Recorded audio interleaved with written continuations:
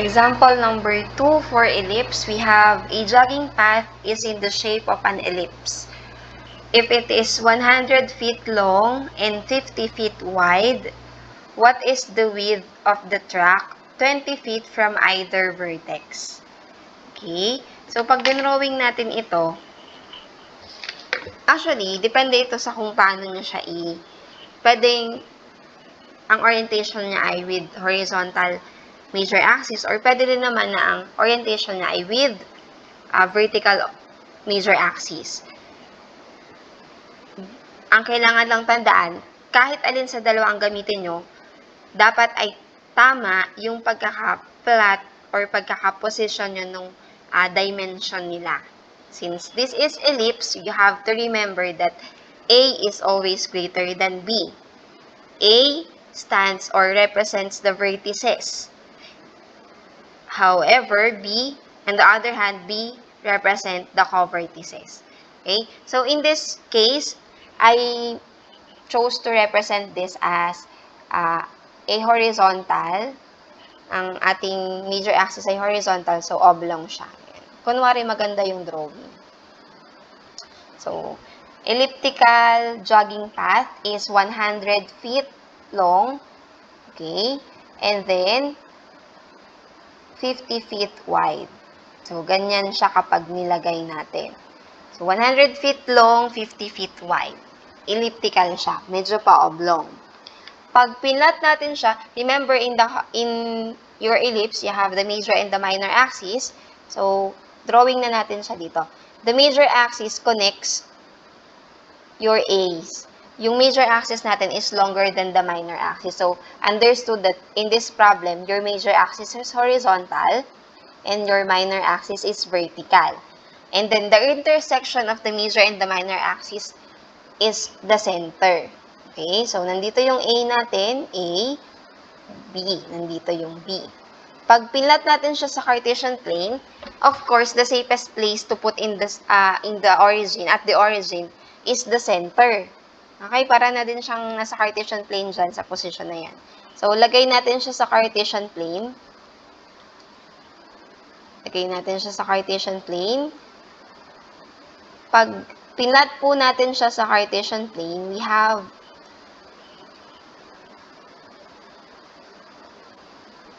okay. So, the center is at 0, 0. Your A is, your vertices are at this part, right side and left side. The co-vertices are on the upper part and the lower part. Okay? So, based on the dimensions, remember, dumadaan tayo dun sa axis natin, X and Y axis. So, nahahati po yung dimension natin. If the total distance here or the total length here is 100, halfway tayo. Hahatiin natin sa dalawa. So, meaning from the center going to the vertices to one vertex on the right side, that is 50 feet. 50 feet dun sa kabila. So, pag pinag-add natin, that's a total of 100 feet. Pag kinuha natin ng coordinate ng ating vertex here, we have the coordinate 50, 0. Okay, for the vertex. So, sa kabila, negative 50, 0. Symmetrical naman sila. On the other hand, kapag naman ang pinag-usapan natin ay itong co-vertices, nasa taas at nasa baba, ganun din. Kung 50 feet ang given, the width is 50 feet, mahahati din siya. So, divide it by 2. I-disregard nyo na lang yung drawing dahil hindi siya half. Pero, mathematically wise, technically, 50 divided by 2 is 25. So, the coordinate of this point is 0, 25. Since our center is at origin, 0, 0. So, you move 50 units to the right, you move 25 units up. Again, those are half of the dimensions given. Okay? So, based on this illustration, the center is at 0, 0. The value of A, I already mentioned, A is equal to 50 and B is equal to 25. Okay? In problem solving,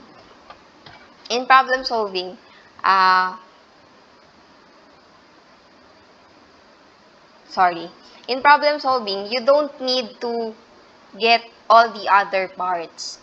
Okay? if ever hindi siya needed, it's fine. As long as you identify ano lang yung needed para mag-come up ka in the final answer. So, in the equation, ginamit lang natin yung dimensions 150. Pinlat natin siya in the Cartesian plane, and then we identified A and B. Actually, using this, we can now write the standard form of equation that can represent the figure. Para masagot din natin yung tanong. Kasi we are asked, what is the width of the track 20 feet from either vertex? So, let's proceed to that part later. First, let us write the defining equation. Remember, the major axis here is horizontal. So, our standard form of equation is x squared over a squared plus y squared over b squared is equal to 1. Okay? A squared is below x squared. Okay? So, kapag sinubstitute natin yung meron tayong values for A and B, our defining equation now will be x squared over 50 squared.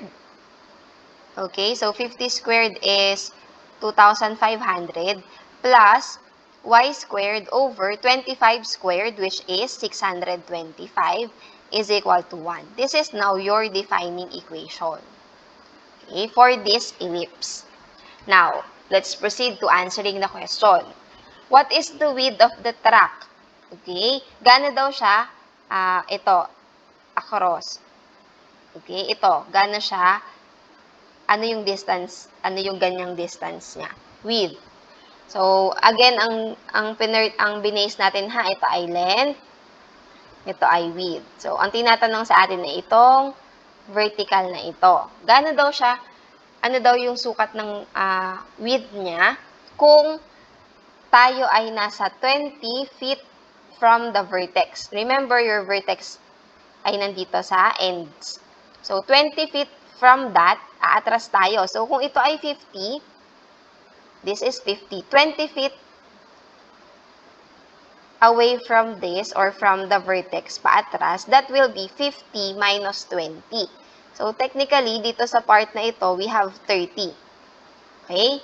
So, 30 yung 20 feet from the vertex. If the vertex is represented by 50, 20 feet away from that, papasok dun sa figure natin. That is 30. Ang tinatanong, ano yung width niya dun sa part na yon? Symmetrically, ganun din sa kabila. This is negative 30 naman. Ano yung width niya dun sa part na yon? Okay? So, since meron tayo dyang certain point na makukuha touching the curve, again, your defining equation represents the curve, let us write the coordinate of this point. Again, your x here is given. Kasi sabi daw, 30 na yung nakuha nating value, that is 50 minus 20. Okay? So, 30 ang x, but the height or yung width natin dito, yung taas niya dito is unknown. So, we have 30, y for this point. Okay? So, we can use this single point kasi ang tinatanong naman sa atin itong haba dito. So, this is enough to get the answer. Substitute natin yung point natin to the defining equation. We have 30, y, and then this is our equation. We have 30 squared over 2,500 plus y squared is unknown over 625 is equal to 1. 30 squared is 900 and we can simplify 900 over 2,500. That is 0.36 since pareha silang whole number. So, 900 divided by 2,500 is 0.36 plus y squared, copy lang natin, 625 equals 1. So, to eliminate the denominator here, we multiply both sides by 625. So, 625 times 0.36, that is 225. So, we have 225 on this part. And then, 625 times this term, makakancel yung 625, we only have y squared. And then, dun sa kabilang side, 625 times 1, we have 625. Okay? And then, we have here, y squared is equal to 625. Transpose natin yung positive 225, that will be negative 225. We have y squared is equal to 625 minus 225, that is 400. So to get the value of y, we will extract the square root of y squared and 400. We now have y is equal to 20. Again, we take positive numbers since we are talking about distances. So y is equal to 20. Meaning, the coordinate of this point is 30, 20. Kapag sa baba, 30, negative 20. Kapag dito sa kabila, negative 30, 20, negative 30, negative 20. In short, 20 is the distance from the x-axis going to this point. That is 20 units. Balik tayo sa tanong. What is the width of the track? Ibig sabihin, itong buong ito, gaano ito kahaba? So, if the upper part is 20 feet, we have to multiply. So, width is equal to, yung ating answer, 20 feet, that is for the upper part, times 2, since dalawa yung ating hatian. Diba? Meron tayong part sa taas at meron tayong part sa baba. So, times 2, we now have the answer, 40 feet. Okay? So, to answer the problem, we have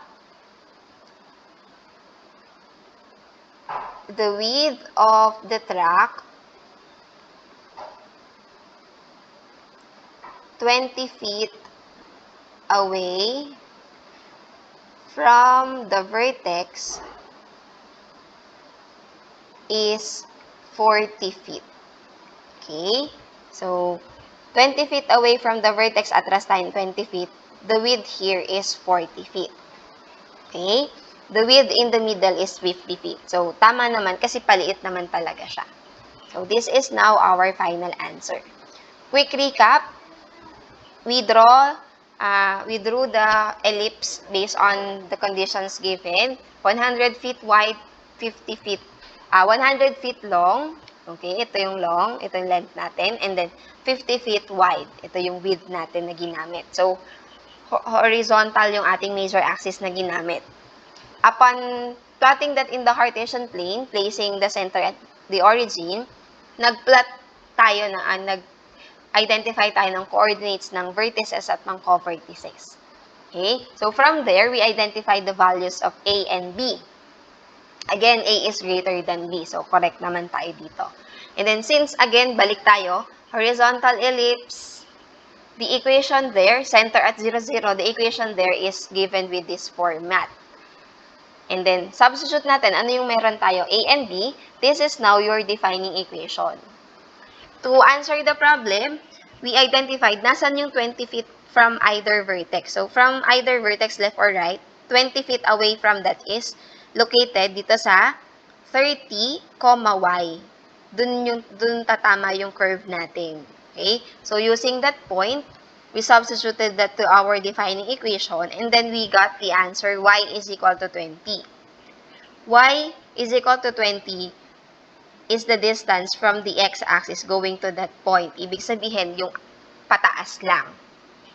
Since we are asked of the total width of the track, itong buong ito, up and down, so we multiplied 20 by 2. And that is how we get the final answer, 40 feet, okay, as the width of the track when it is 20 feet away from the vertex.